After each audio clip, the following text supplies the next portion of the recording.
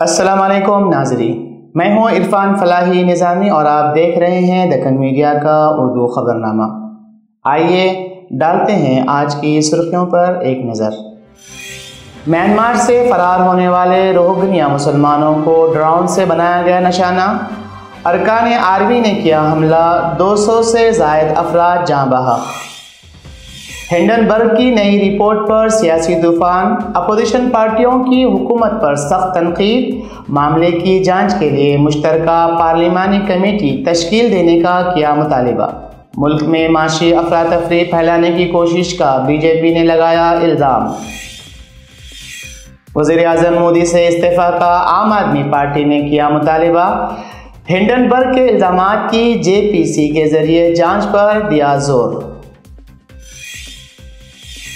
گھنٹوں میں اسرائیلی فوج کے 10 ٹھکانوں پر حزب اللہ نے کیے 24 حملے، متعدد فوجی ٹھکانوں کو بنایا گیا نشانہ۔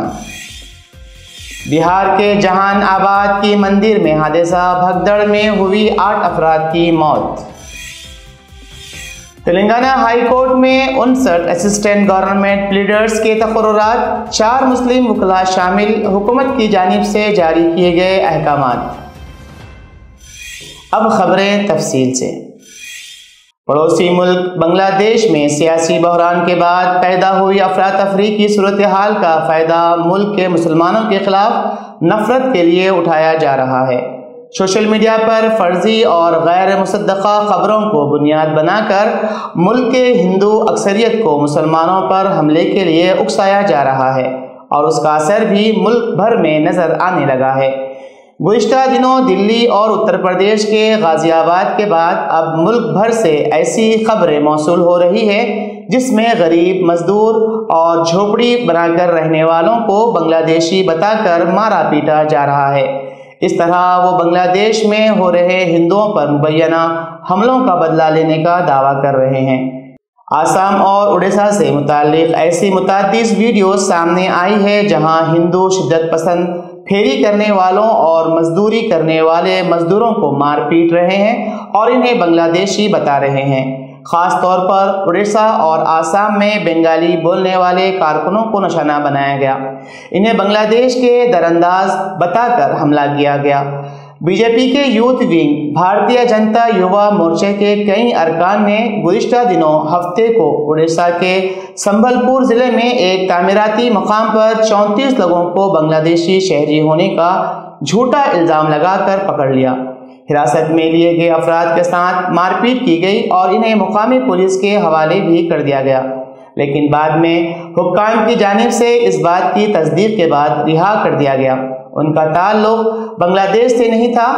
انتہا پلی پولیس نے تصدیقی کے سنبل پور میں حراست میں لیے گئے 34 افراد اصل میں مغربی بنگال کے مرشد آباد علاقے کے رہنے والے ہیں اور وہ کئی مہینوں سے بدھراجہ میں تعمیراتی سائٹ پر کام کر رہے ہیں۔ میانمار سے بنگلہ دیش ہجرت کرنے والے روہنگیا مسلمانوں پر خوفناک ڈرون حملوں کا نشانہ بنایا گیا، جس میں 200 سے زائد افراد جاں بحق ہو گئے ہیں۔ میڈیا کے مطابق جان بچانے کی خاطر جنوب مشرقی ایشیا کے ملک میانمار سے بھاگ کر بنگلہ دیش میں پناہ حاصل کرنے کی کوشش کرنے والے 200 روہنگیا مسلمان ڈرون حملے میں جاں بحق ہو گئے۔ عینی شاہدین اور زخمیوں نے بتایا کہ جمعے کو بنگلہ دیش جانے والوں کو نشانہ بنایا گیا۔ یہ حملہ ریاست رکھائن پر حالیہ ہفتوں میں علیحدگی پسندوں اور سرکاری فورسز کے درمیان جھڑپوں کے دوران ہونے والا سب سے ہلاکت خیز واقعہ ہے۔ میانمار کی فوج نے ارکان آرمی پر حملے کا الزام عائد کیا ہے۔ ملیشیا اور میانمار کی فوج ایک دوسرے پر الزامات عائد کر رہے ہیں، تاہم ارکان آرمی نے حملے کی تردید کر دی ہے۔ سوشل میڈیا پر پوسٹ کی گئی ویڈیوز میں دکھایا گیا ہے کہ کیچڑ والی زمین پر لاشوں کے ڈھیر لگے ہوئے ہیں اور ان کے سوٹ کیس اور بیگ ان کے ارد گرد بکھرے ہوئے دکھائی دے رہے ہیں۔ ہنڈنبرگ کی نئی رپورٹ کے منظر عام پر آنے سے ایک بار پھر ملک کی سیاست میں ہنگامہ برپا ہو گیا ہے۔ رپورٹ منظر عام پر آنے کے بعد اپوزیشن پارٹیاں حکومت پر سخت نکتہ چینی کر رہی ہے اور اس معاملے کی مکمل تحقیقات کا مطالبہ کیا جا رہا ہے۔ اپوزیشن رہنماؤں نے اس معاملے کی جانچ کے لیے مشترکہ پارلیمانی کمیٹی کی تشکیل دینے کا بھی مطالبہ کیا ہے۔ کانگریس کے رکن پارلیمنٹ راہل گاندھی نے سوال کیا کہ اگر سرمایہ کاروں کو بھاری نقصان ہوا تو کیا وزیر اعظم نریندر مودی یا سی بی سربراہ گوتم اڈانی کو جواب دہ ٹھہرایا جائے گا؟ راہل گاندھی نے الزامات کو سنگین قرار دیتے ہوئے پوچھا، کیا سپریم کورٹ اس معاملے کی از خود نوٹس لے گا؟ اس دوران بی جے پی کے رکن پارلیمنٹ روی شنکر پرساد نے کہا کہ یہ کانگریس، اس کے اتحادیوں اور ٹول کٹ گینگ کی سازش ہے۔ انہوں نے کہا کہ سی بی پر الزامات ملک میں معاشی افراتفری اور عدم استحکام پیدا کرنے کے لیے لگائے گئے ہیں۔ اپنی رپورٹ میں ہینڈبرگ ریسرچ نے الزام لگایا تھا کہ سی بی کے چیئرپرسن مادھوی پوری بچ اور اس کے شوہر ڈھول بچ کے پاس گوتم اڈانی منی سیفوننگ اسکینڈل میں استعمال ہونے والے غیر واضح آف شورز فنڈز میں حصے دار تھی۔ This is an explosive allegation because it alleges that the umpire herself is compromised. The savings of millions of Indians, hard-earned, honestly earned savings, are at risk. It is therefore imperative that this matter is investigated. عام آدمی party کے قائد سنجے سنگھ نے الزام لگایا کہ ڈوبتی ہوئی ہندوستانی کمپنیوں کے شیئرز غیر ملکی جعلی کمپنیوں کے ذریعے رقم دے کر خریدے گئے۔ اس کی وجہ سے ملک کے لوگوں نے ان کمپنیوں کے شیئر بھی خریدے، جس کی وجہ سے ملک کے لوگوں کو 8.50 لاکھ کروڑ روپے کا نقصان ہوا۔ سی بی اس کی تحقیقات کر رہی ہے۔ انہوں نے کہا کہ ہڈنبرگ کی رپورٹ میں انکشاف ہوا کہ سی بی کی چیئرپرسن مادھوی بچ اور اس کے شوہر نے جعلی کمپنیوں میں کروڑوں روپوں کی سرمایہ کاری کی ہے۔ سپریم کورٹ کو اس کا نوٹس لینا چاہیے کیونکہ سچ اور حقائق چھپائے گئے ہیں۔ لوگوں کو 8.50 لاکھ کروڑ روپے کا نقصان بھی ہوا ہے۔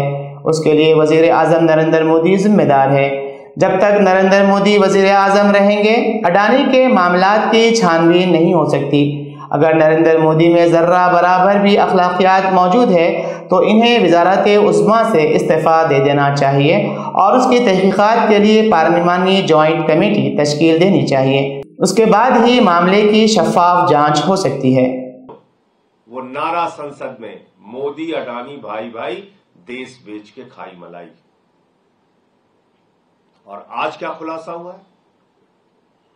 ماننی سرووچ نیالے میں جب یہ معاملہ گیا،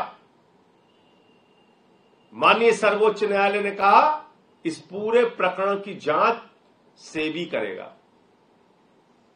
سیبی اس پورے پرکرن کی جانچ کرے گا۔ سیبی نے اپنی جانچ شروع کی،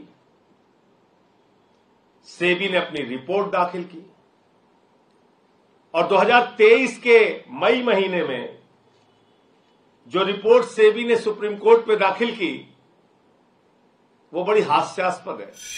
ہنڈنبرگ کی رپورٹ نے اڈانی گروپ کے لیے پیر کا دن سیاہ بنا دیا ہے۔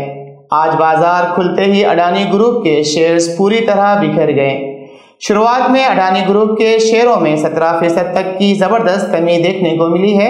اڈانی بامقابلہ ہنڈنبرگ معاملے میں سی بی سربراہ مادھوی بچ کی رول کا انکشاف ہونے کے بعد سرمایہ کاروں نے خود کو محفوظ کرنا ہی بہتر سمجھا، لیکن پھر بھی امکان ظاہر کیا جا رہا ہے کہ اب تک سرمایہ کاروں کو 53,000 کروڑ روپے کا نقصان ہوا ہے اور 10 اڈانی شیئروں کا مشترکہ مارکیٹ کیپٹلائزیشن 16.7 لاکھ کروڑ روپے تک گر گیا ہے۔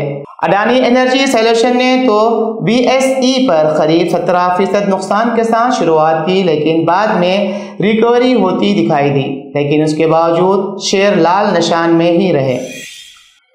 فلسطینی تحریک حماس نے غزہ پٹی میں جنگ بندی پر اسرائیل کے ساتھ 15 اگست کو ہونے والی حتمی مذاکرات میں شرکت کے لیے امریکہ، قطر اور مصر کی دعوت کو مسترد کر دیا ہے۔ اس سے قبل مصر، قطر اور امریکہ نے اسرائیل اور حماس سے جنگ بندی کی شرائط پر بات چیت شروع کرنے کی اپیل کی تھی۔ تینوں ممالک کے رہنماؤں نے کہا تھا کہ وہ کسی معاہدے تک پہنچنے کے لیے حتمی تجویز پیش کرنے کے لیے تیار ہیں۔ حماس نے حال ہی میں اسرائیلی وزیر اعظم بنجامین نیتن یاہو کی طرف سے پیش کی گئی نئی شرائط حماس کے سیاسی رہنما اسماعیل ہنیہ کے قتل اور غزہ پٹی پر اسرائیل کے تازہ حملوں کا حوالہ دیا ہے۔ رپورٹ کے مطابق مذاکرات میں شامل ایک سینئر اسرائیلی اہلکار نے کہا کہ اگر حماس مذاکرات کی میز پر نہیں آئے گی تو ہم غزہ میں ان کی افواج کا خاتمہ جاری رکھیں گے۔ لبنان کی جنگجو تنظیم حزب اللہ نے گزشتہ 24 گھنٹوں کے دوران اسرائیلی فوج کے خلاف 10 جنگی کارروائیاں کی، جن میں بالائی گیلی میں بستیوں میں بڑے پیمانے پر میزائل حملے بھی شامل ہیں۔ حزب اللہ کے مطابق لبنان اسرائیلی سرحد پر متعدد زونل کنٹرول سسٹم تباہ ہو گئے ہیں اور اسرائیلی فوج کے 4 مضبوط ٹھکانوں پر میزائل حملے کیے گئے ہیں۔ جمعے کی شام کو بھی حزب اللہ نے ڈرون کا استعمال کرتے ہوئے سفید شہر کو جنوب مغرب میں واقع ملٹری لاجسٹک بیس پر حملہ کیا۔ اسرائیلی فوج نے اس کے جواب میں 16 بستیوں کو نشانہ بنایا۔ اسرائیلی فضائیہ کے ایک طیارے نے بیروت کے اوپر دھماکوں کی آواز کے مانند رکاوٹ کو تباہ کر دیا۔ عوامی بغاوت کی بنا پر اقتدار سے بے دخل بنگلہ دیش کی سابقہ وزیر اعظم شیخ حسینہ نے الزام لگایا کہ ان کی اقتدار سے بے دخلی میں امریکہ کا ہاتھ ہے۔ شیخ حسینہ کے مطابق امریکہ ان سے بحیرہ بنگال میں تسلط قائم کرنے کے لیے سینٹ مارٹن جزیرہ مانگ رہا تھا۔ اگر میں نے سینٹ مارٹن کی خود مختاری سونپ دیتی تو اقتدار پر بنی رہ سکتی تھی۔ اپنے قریبی معاونین کے ذریعے بھجوائے گئے ایک پیغام میں شیخ حسینہ نے دعویٰ کیا کہ میں مزید تشدد نہیں چاہتی تھی، ان کا مقصد طلبہ کی لاشوں پر چڑھ کر اقتدار تک پہنچنا تھا، مگر میں نے ایسا ہونے نہیں دیا اور استعفیٰ دے دیا۔ شیخ حسینہ نے بنگلہ دیش کو جلد واپس ہونے کا تیقن ظاہر کیا ہے۔ بہار کے جہان آباد میں اتوار کی رات دیر گئے ایک بڑا حادثہ پیش آیا۔ مخدوم پور کے وناور میں بابا سدھیشور ناتھ مندر کے باہر بھگدڑ میں 8 افراد کی موت ہوئی۔ یہ لوگ پانی چڑھانے پہنچے تھے۔ مرنے والوں میں مرد اور خواتین دونوں شامل ہیں۔ اگرچہ انتظامیہ کی جانب سے 7 افراد کی ہلاکت کی تصدیق کی گئی ہے، لیکن جس انداز میں یہ واقعہ پیش آیا اور زخمیوں کی تعداد کو دیکھتے ہوئے یہ تعداد مزید بڑھ سکتی ہے۔ کئی لوگوں کو مقامی مخدوم پور اسپتال اور جہاں آباد صدر اسپتال میں علاج کے لیے داخل کرایا گیا ہے۔